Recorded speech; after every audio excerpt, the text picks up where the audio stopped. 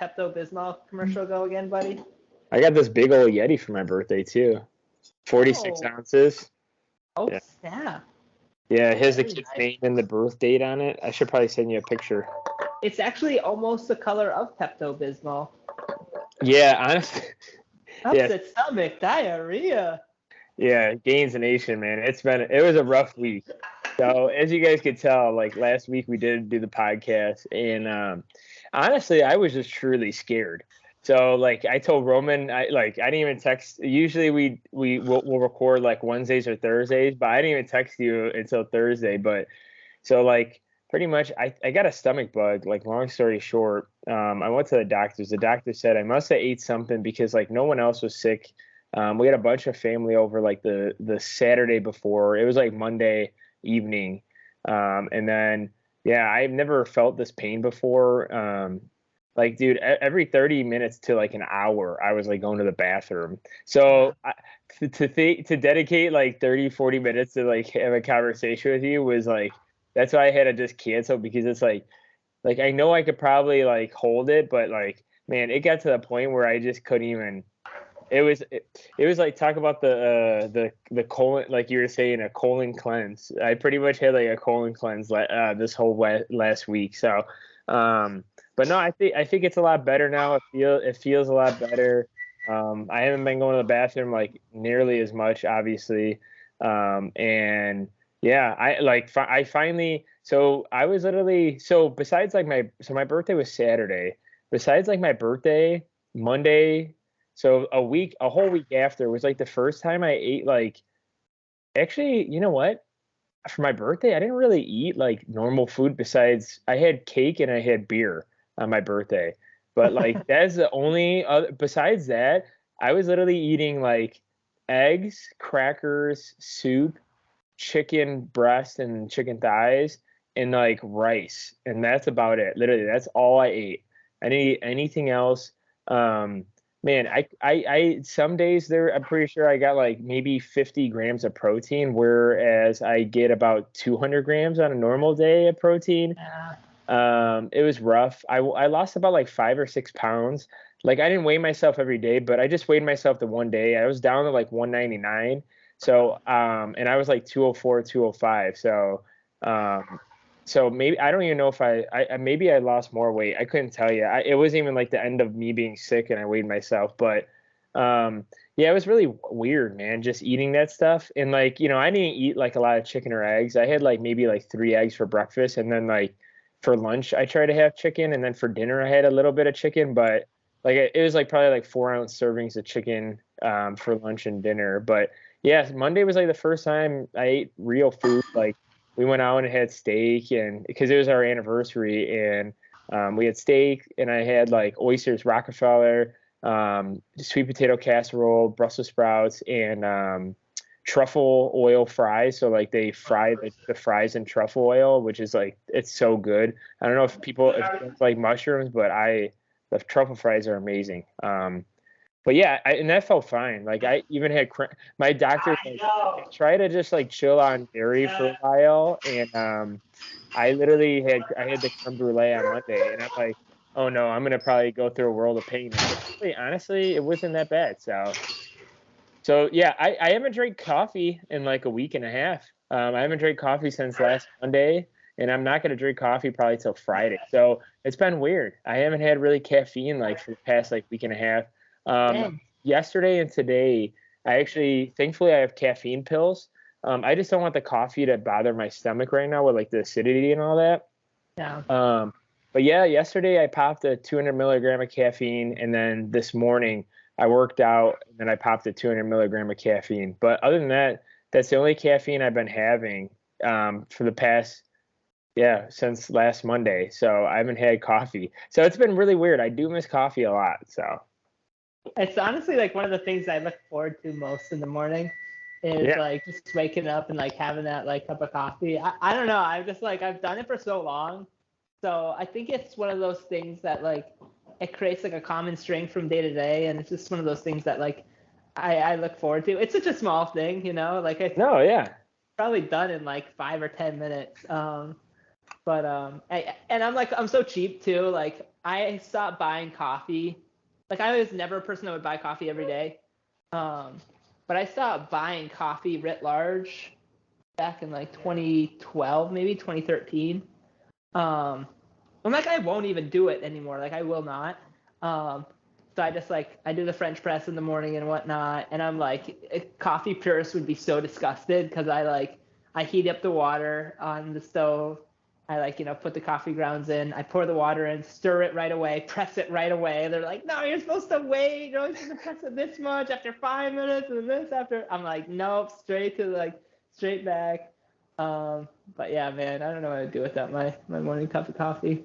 Yeah, I mean, honestly though, like, yeah, I mean, see, the thing is with being sick though, like I was trying to, I mean, usually with those times though, like how it was. Like I didn't go to the gym. Yeah.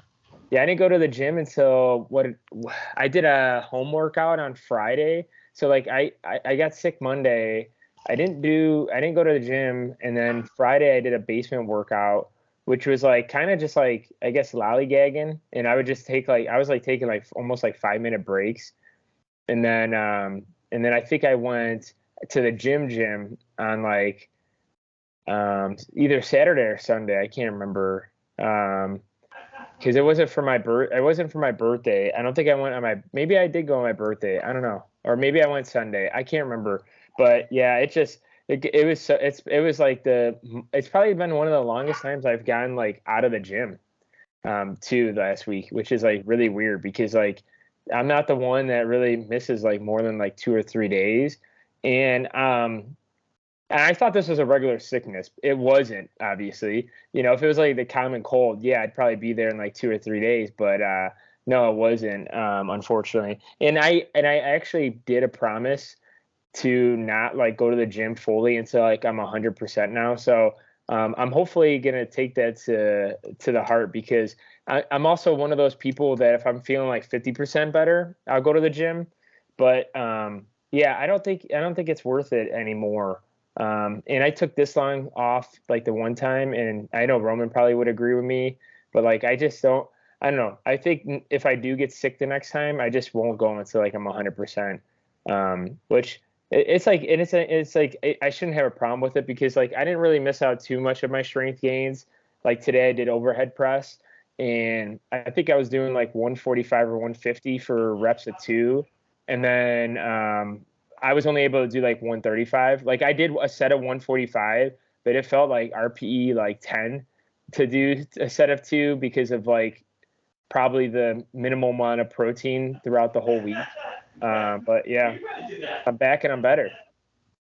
Heck yeah, buddy. We're glad to have you back. What are we talking about today, sir? As you take a sip of water, sorry. The worst time. No, you're fine. I thought you were gonna go into it, but I was like, yeah, I'll go into it. But strength for hypertrophy. Yeah. Pretty much. Our thoughts on it. I feel like this is something that Antoine and I have certainly talked about on the podcast before.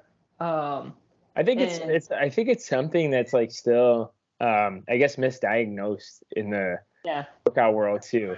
Yeah, I honestly think it's a default. It's a default mode for a lot of people. That it's like, for me right now, like I would love to lift heavy, but I can't. Like I just cannot lift heavy.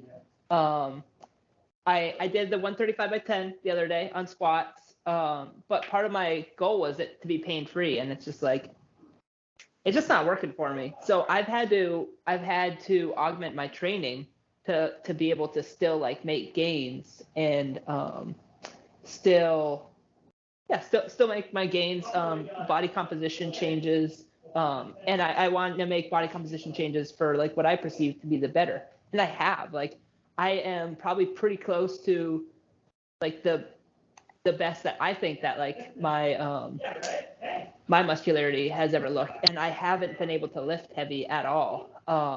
That's not to say that you can't or shouldn't lift in a relative proximity to failure. That's not what I mean. But I think that it's important for us to understand the dynamics of hypertrophy and also understand the dynamics and the benefits of strength training work, and to know that they are legitimately separate camps. One camp can overlap in the Venn diagram, but they are not entirely overlapping entities. So yeah, I don't know that. So that was kind of the onus for me talking about it. I've seen this all over social media, seen it all over the YouTubes. It's like cyclical. It'll come up after a certain while, and whenever I see something like that, and I think that it's information that's slightly misleading or could potentially cause harm to our listeners, it's something that like I want to talk about to give like my nuanced perspective on it. But what do you think about lifting heavy weights for hypertrophy, buddy? Yeah, so I'm actually doing something similar right now around my training with that, and you know that too. So like typically people wouldn't think like hypertrophy, like so I did 8 sets of 2 reps on overhead press. But see, the thing is, some people probably wouldn't, people probably look at that and be like, oh, Antoine's going like all out on every set, and he's taking 5 minutes of rest every time for all 8 sets, and it's max effort, right? No, not really. So the idea is it to, yes, do less reps and like more effort, but we're talking to the point where, I'm only taking like maybe like 30 to 60 seconds of a break, maybe 30 to 90 seconds for a break. And I'm doing a set after set after set. And for me, I guess where the conversation lies too is doing something like that, and talking about like sets to reps ratios, where Roman was kind of saying like, hey, obviously there's a determination between the two, right? So typically you would see an example set range of 3 sets of 10 reps, and you wouldn't see 10 sets of 3 reps for like strength or for hypertrophy, right? But if you think about it, in like the hindsight is, okay, so you're doing 30 reps each way of doing it, but you're doing it in a different style, right? So if you're doing the 3 sets of 10, you're obviously gonna be lifting at a lighter weight. So if I did 3 sets of 10 reps with overhead press, I'd probably do about maybe 80 to 95 pounds or whatever. And then if I'm doing 10 sets of 3, I'm probably doing like maybe 125 to 135 pounds. The thing is about that, you're both doing 30 like reps altogether, but the overall volume is something you kind of have to look to. So if I gave you that number of 95 pounds of 30 sets, and then obviously, or 30 reps, and then obviously 125 or 135 for 30 reps, the total volume would be higher on the higher weight side, right? So people would argue like, hey, why would that be hypertrophy and whatnot?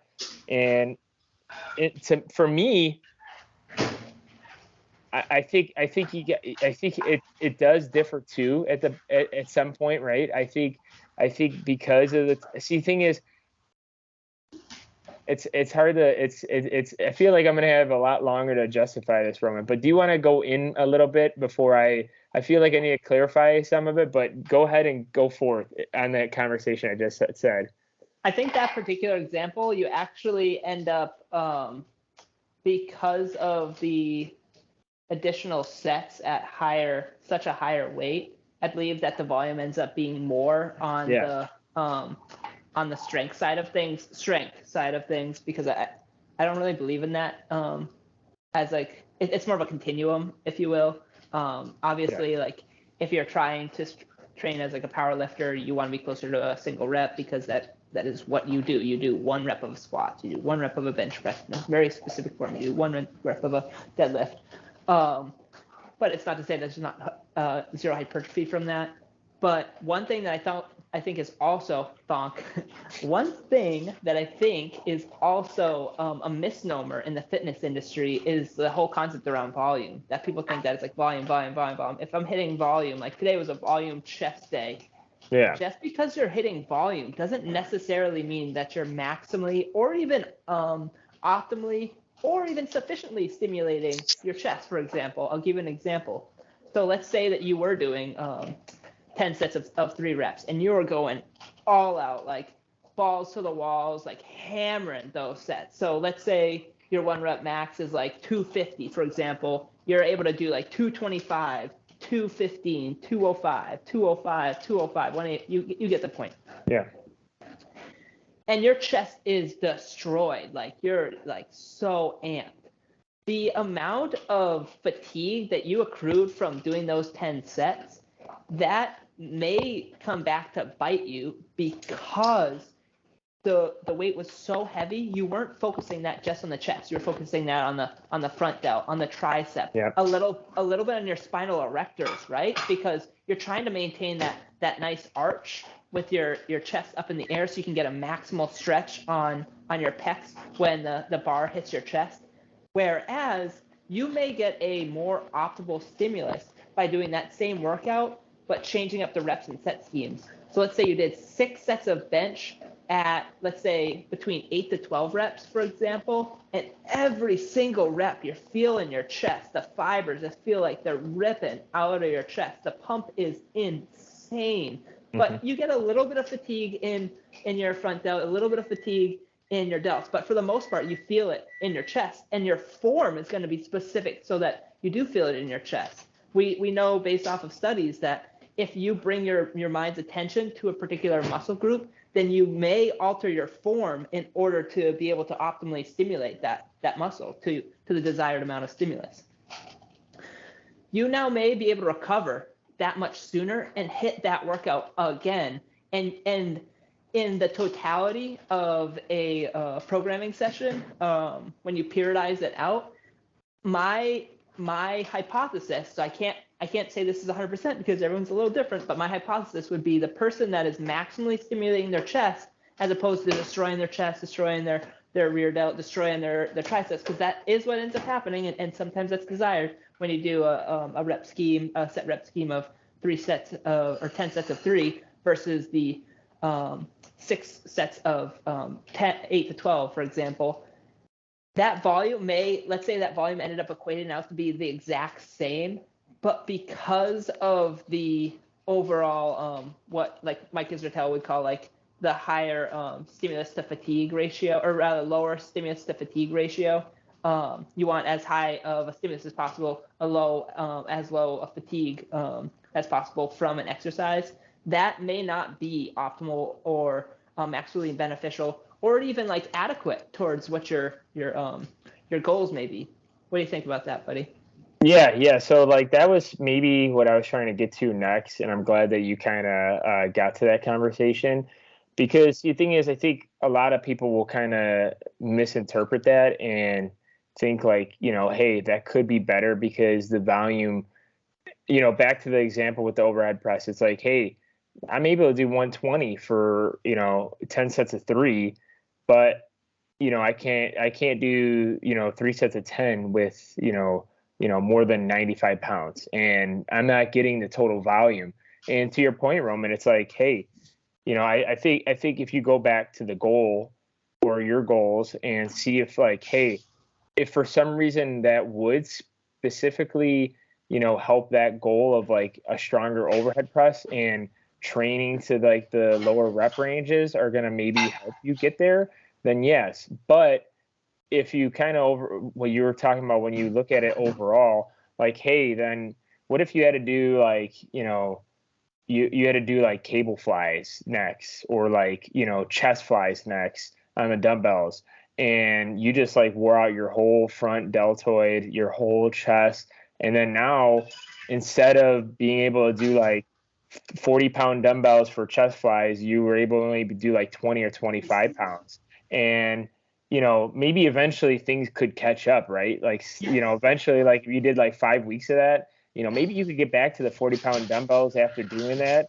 But see, the thing is, like Roman was saying, most of the time, like the fatigue ratio compared to like the actual like volume you're getting is so important, because I know Roman probably saw this when he used to go to the gym, but a lot of people will probably do a lot of like high stimulating exercises.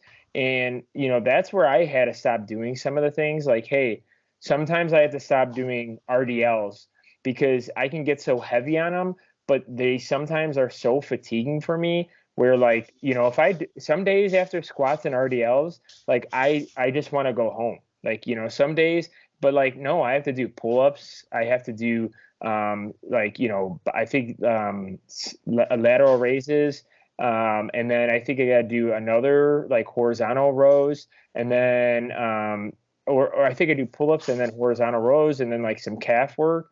And it's like stuff like that. Sometimes I need to look at myself and just say, hey, what's the overall goal? Maybe I should just stop doing RDLs and then maybe do hamstring curls for a while. I mean, the whole idea was to grow glutes and hip strength and, hamstring strength. But see, the thing is sometimes, maybe taking and adjusting that, maybe the workouts are more satisfying, or maybe throwing it on another day, maybe throwing it on like a bench day or overhead press day. So my hamstrings and glutes don't get fatigued, or my overall mental state gets fatigued. So that's why I'm going to add it to that. So no, I'm actually really glad that you brought up RDLs, because I think that's probably the perfect example where like I still do them all the time. No, but like, all right, so here's the deal, Gainz Nation. There's nothing wrong with lifting heavy. Like, if I could lift heavy right now, like if I could throw before the pandemic hit, I worked up to 295 by 8 on squat, and that was crispy. I was so stoked. I was like, oh damn, I'm gonna hit 300 by 8. Like, I'm getting back. Yeah, I still never really hit 295 for 8, so I can't really talk about that. So. No, but that was heavy for me, and no, that's really good. I'm saying it's really good. That was a number that I was like really impressed with. I can hit 135 by 10, but it causes me pain, and I don't want to be in pain. I'm trying to do this for like the long term. So if I could lift heavy, would I lift heavy? 100%. But I've had to modify my training so that it fits with like my what I want to achieve out of like getting optimal health out of life, or leading like a healthy lifestyle, or however you want to put that. So by no means is lifting heavy a bad thing, but there are some circumstances where lifting heavy may be counter to what your goals are. If your goals are both strength and hypertrophy, well, you might be willing to take accept those trade-offs. But if you're just looking to gain muscle and you're maxing out every week, that it's not doing you any good. It's okay to like max out every once in a while. Like I'm a gym bro, like through and through. Like being in a gym is like my home. So like when I step into the gym, like I feel so comfortable. I'm so like in like my space where I'm like, yes, I can't wait to crush this workout. But if maxing out every once in a while, maybe at the end of every 3 or 4 month training block is what you need to do to kind of like test yourself. How did I do? Did I improve? Yada yada. Okay, maybe that's fine. But if you're doing it every training session, unless you're training towards powerlifting, if your goal is hypertrophy, you're missing the mark. Yeah. One thing in particular I want to bring up is sarcoplasmic hypertrophy. So one of the benefits of more like high rep training, it doesn't have to be 10 to 20 reps, 20 to 30 reps or whatever. Sometimes it can happen in that 8 to 12 rep range. But as you're adding metabolites to the muscle fibers, essentially the way the muscles contract and expand, you're going to get a buildup of metabolites as you do more and more work, and that's going to cause the muscle bellies to swell. That's that pump feeling. That in and of itself is an independent factor that is attributable to hypertrophy. So even though that is a fleeting type of hypertrophy, meaning that the metabolites in your muscle fibers are going to eventually flush out through your vascular system, that sends strong, powerful signals to different mechanoreceptors on your muscles to be able to grow as long as you add in sufficient recovery time and sufficient nutrients with a like ideal environment, or non-stressful environment, for example. If you're like highly stressed, it can be hard to grow muscle, et cetera, et cetera. So it's very hard to get a pump if you're just doing like a 1 rep max, or you're like doing like, 2 sets of 8, for example. But like, correct me if I'm wrong, Antoine, you're not doing this like program so that you can like achieve maximal hypertrophy. You're trying to move towards a program of strength. So Antoine defined his goal, and then he fills in the modality that's going to get him to that goal. So that was part of the onus and the reason that I wanted to cover this, because I don't want people to feel or be led astray when they hear like, oh, I've got to lift big to get big. I got to lift heavy. I got to be doing 5 sets of 5, because I've done 5 sets of 5, and it's a dope program. It's fun as hell. But was that optimal for like my chest gains or for my like leg gains, like when I was doing like 5 sets of 5 for a squat program? No, absolutely not. It was suboptimal. Yeah. And what I wanted to finish it off with, I guess, was, so because you guys heard me say like I did the 8 sets of 2 on the overhead press, I'm gonna try doing this for like more of my bench and overhead press, and then my squat. I probably won't be doing it for like deadlifting. I have no plans on like growing the deadlift. Maybe casually lifting heavy with the deadlifts. I mean, it's kind of hard because it's like I already pull like tons of weight. I mean, with the sled, and then like farmer carries, and then deadlifting. So it's like I don't really want to achieve like, I guess, I don't know. I don't want to do too much for the strength side of that portion. What I do is I want to get like a stronger bench and a stronger squat. So I'm going to be messing around with this for a while just to see if it's going to help, just to see if it's going to be able to put strength on my bench and, my squat. Yeah, my overhead press too. Is that a main focus of mine? Not as much as my bench, but I would like to be able to overhead press a lot of weight too, because I think it correlates on how strong your bench press is. And I think it's good to have like a good foundation with overhead press. So that it could be, like I said, I'm going to do this for probably like, maybe 8 weeks, 10 weeks, and, report back and see like what numbers am I hitting.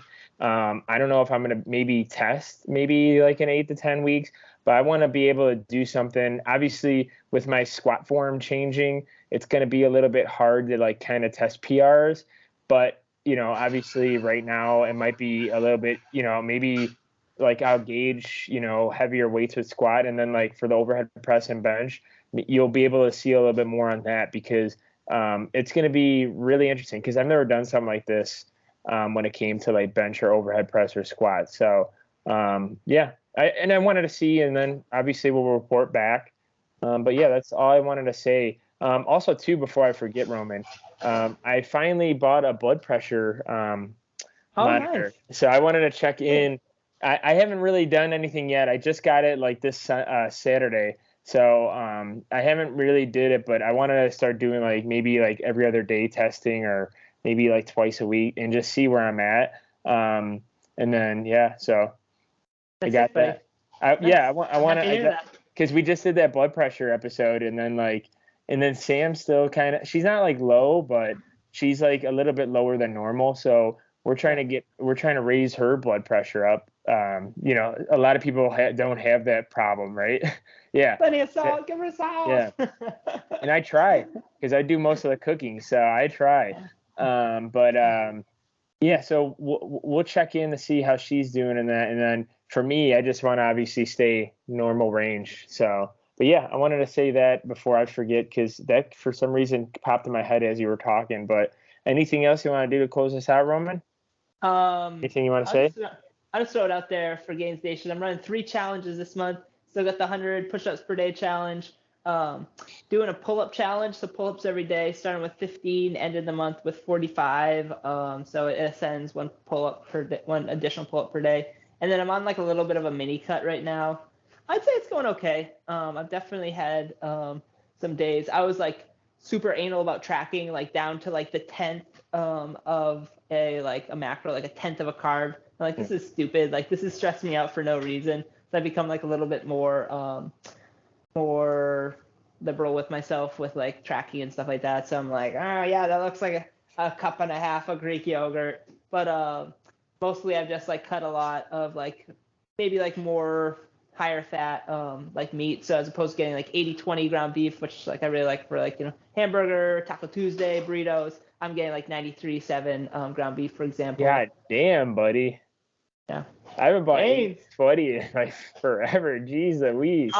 I love it. The lowest I go is like 90, to be honest. Okay, 90-10. Yeah, okay. I usually don't go anything lower than that. I got the 93.7 ground beef for the first time. I mean, I think I've done 95.5 before, but like I don't know, it just comes like in a little package, like a 60-ounce package. It's okay. It's kind of pricey. I think that's why I'm super cheap. So if I see the 80-20, it's on sale for like $2.99 sometimes for like the family pack for like 4 pounds. My brother and I will go through that in like just a few days. So it's like, man, I can't. This guy is an absolute beast, my brother. I cannot keep up with him. I bought 7 pounds of chicken thighs the other day. I've been getting wicked into jerk chicken.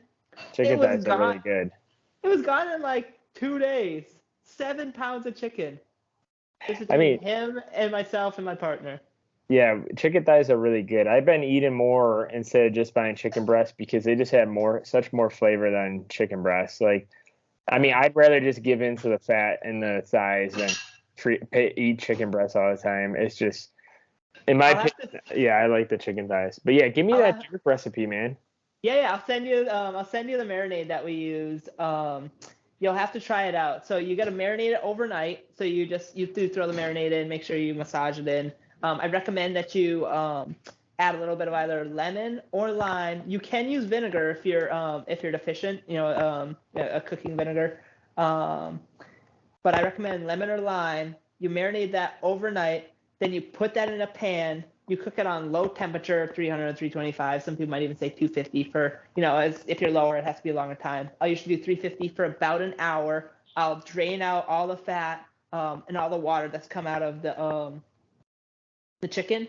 Then I take a barbecue sauce, and sometimes I'll even mix it with the spicy jerk chicken seasoning. It's got Scotch bonnet pepper in it, nutmeg, brown sugar. Oh, it's delicious. You take the barbecue sauce, you paint it onto each breast, front and back, or thigh, front and back. You put it in, crank up the heat, 450, 500 degrees. You get it going 10, 15 minutes. You get a nice caramelization on one end. Take it out, flip it over, get a nice caramelization on the other end, pull it out. It's at the perfect cook temperature. Usually it's 175, 180. I think that's where chicken thigh is considered to be like most tender. You'd like bite into it, crispy outside, tender, juicy inside. Unbelievable, buddy. Yeah, it's got to be better than the way I cook it. I usually just cook it on one temperature the whole time or throw it on the grill. Yeah. Oh, I mean, if you grill, I love grilling, man. I can't wait. Yeah. Yeah. Oh, yeah. But awesome, guys. Well, thanks for listening and watching. Please like, comment, subscribe, and we'll see you guys in the next one. Peace.